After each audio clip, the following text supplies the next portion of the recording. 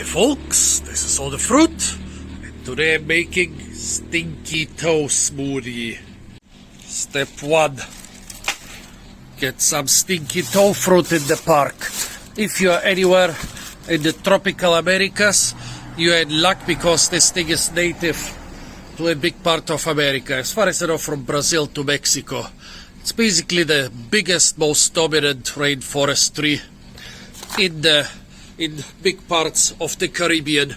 If you're in other parts of the tropics, here in Southeast Asia, I'm in Kuching, the cat city, coincidentally in the Quick Cat Hostel. Yeah, everything is cat themed around this city. There are 2 trees here. Apart from that, I've seen it in Bogor near Jakarta in Indonesia. I've seen it in Kuala Lumpur. I think I've seen it in Singapore. So the big cities in Southeast Asia should have a 3 or 10 somewhere in the parks. Step 3. Get a rock. Where do I get a rock in the city? Well, I guess a piece of the broken up pavement should suffice. Step 4. What do I need the rock for? Well, the name Stinky Toe Fruit might make some of you think that it's a nice soft fruit, but actually it's as hard as a coconut. That's the reason I vandalized the pavement. Step 5. Clean it and make sure that you don't have any moldy or rotten fruit. This stuff is lying around on the ground for many months before it rots away, but that doesn't mean that it's still fresh and good on the inside. I used only fruits which still have a nice rusty surface, which would suggest that they are nice and fresh, but still, you never know. I'm sure that even a small amount of moldy flesh is gonna destroy the taste of the whole smoothie. Oh yeah, step 5, put away the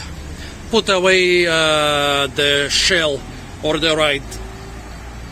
It's incredibly hard and incredibly sharp, and you don't want to step on it with your naked stinky toes.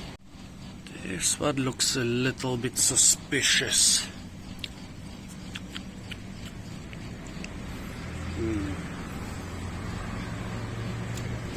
Tastes almost normal, but almost is not enough for us. Step 5. Repeat.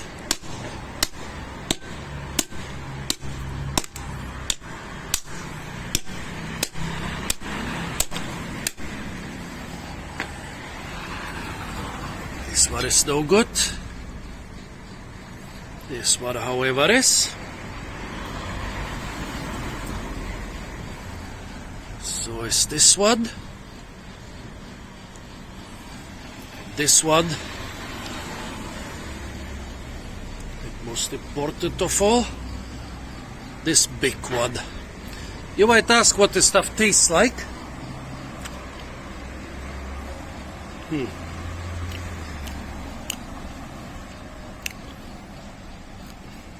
Like if you made a cake or a cookie into the finest of powder.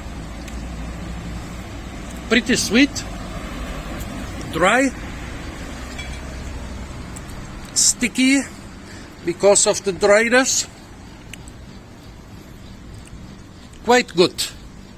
It is considered a kind of superfood. It has a high sugar and fat content, and especially quite a high protein content. And again,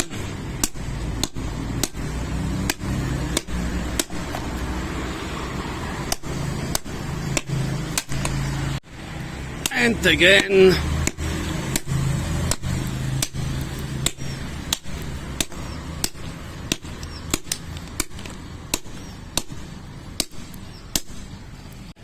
and again.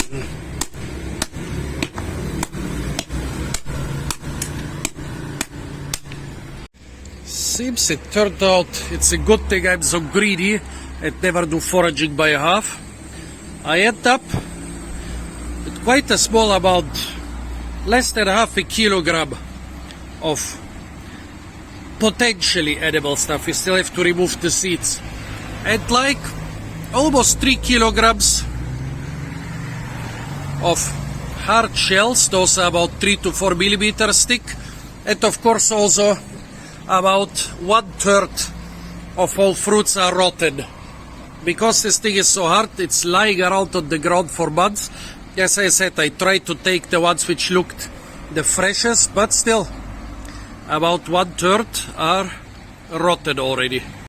In a traditional village setting, this would be valuable fire material, but here in the big city, it's just for the trash. Next step. Don't store the stuff in your room.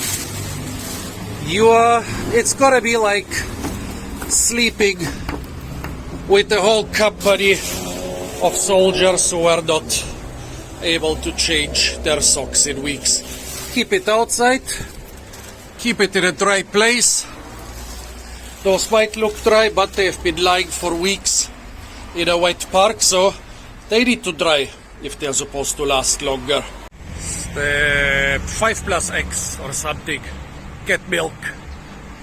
My family has actually not seen me in 5 years.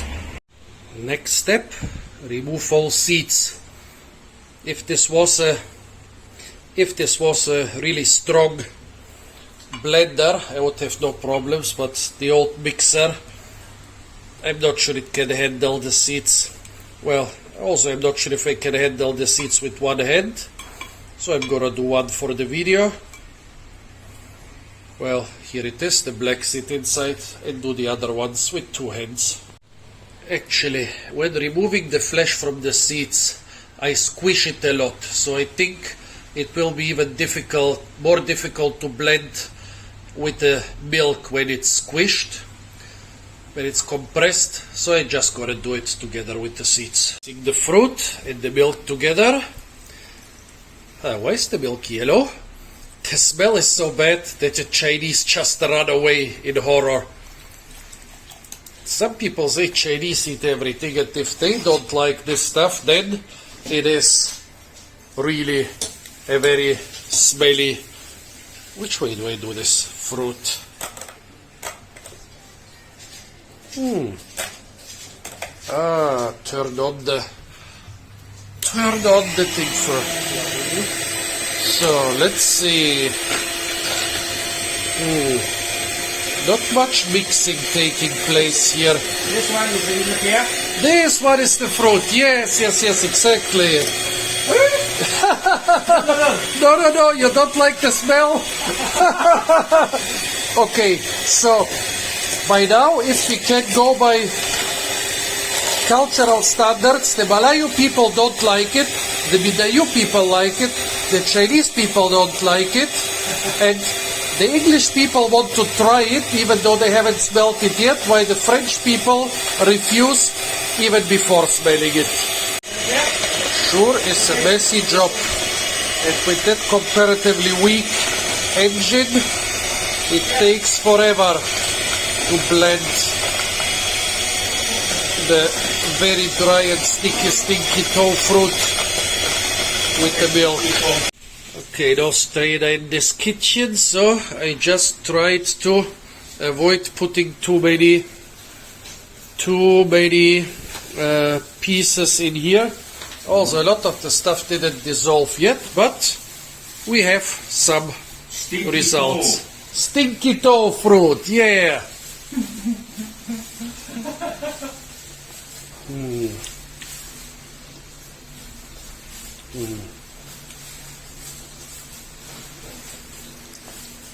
The taste is a little bit underwhelming.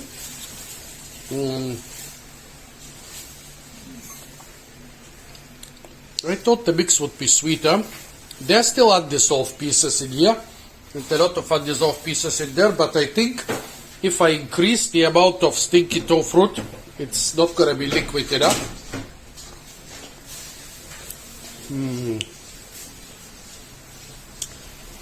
think I'll just add more milk and a bit of sugar. Now it's some added sugar. Add more milk, add more Stinky Toe Fruit.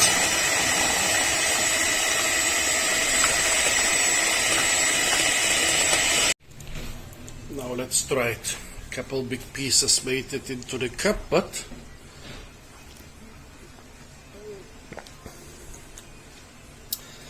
well, it's like sweet milk with some additional flavor, but the Stinky Toe Fruit is not really dominating it.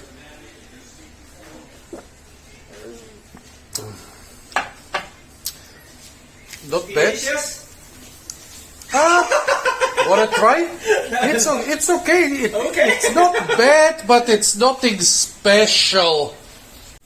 Maybe if I crush it up with just a little bit of milk. Maybe if I use the fork.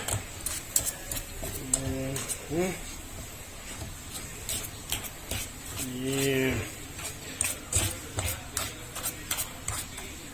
The fork is bending. Say it again for YouTube.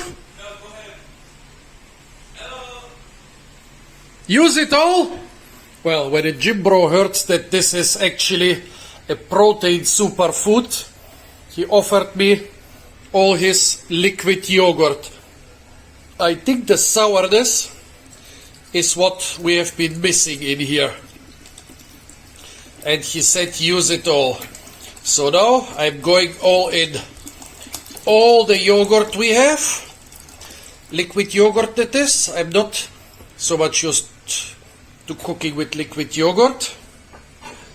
All the Stinky Toe Fruit I prepared so far. And, well, not all the sugar. I don't want to have just a sugary drink. Come on. Okay. And generous amount of sugar. I'm a little sweetie, and diabetes, here I come.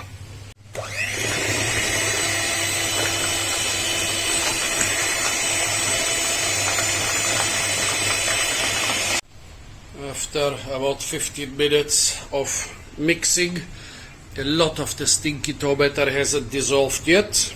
Again, some escaped here. I think this would be much better when strained. Now let's try it again.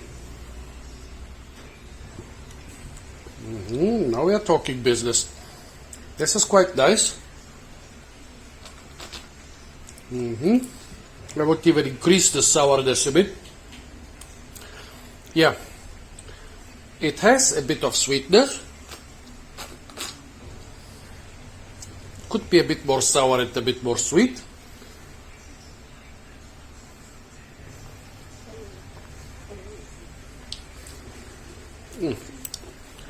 All the pieces are not so nice, but the taste is quite good.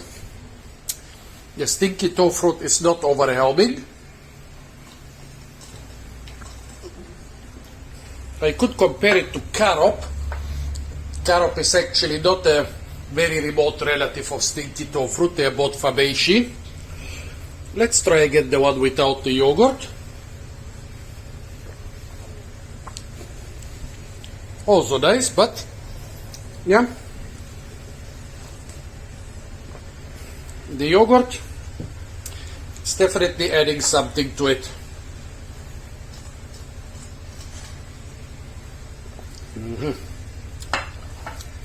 Nice. So, what lessons did we learn while making this delicious smoothie? Well, technically it's a milkshake. Yeah, a milkshake. What lessons did we learn from making this delicious milkshake? Well, firstly, forage a lot of Stinky Toe Fruit because you will get quite a small amount of edible stuff out of it. Secondly, break it somewhere outdoors. It's quite a messy work. Thirdly, mix it with something sour. I mean, I think if you don't have yogurt, in many of the areas where this stuff grows, people usually don't have a lot of yogurt around, but they have a lot of sour fruits. Maybe try to mix some sour fruit into the milk. Just be careful, don't let the milk curd up. A lot of things can make the milk produce little solid pieces. Well, fortunately my milkshake has big solid pieces. Then what else? Definitely use a strong mixer. The thing I used was okay-ish, but definitely not adequate. Yeah, don't use too much Stinky Toe Fruit. Yes, it is a protein-rich superfood, but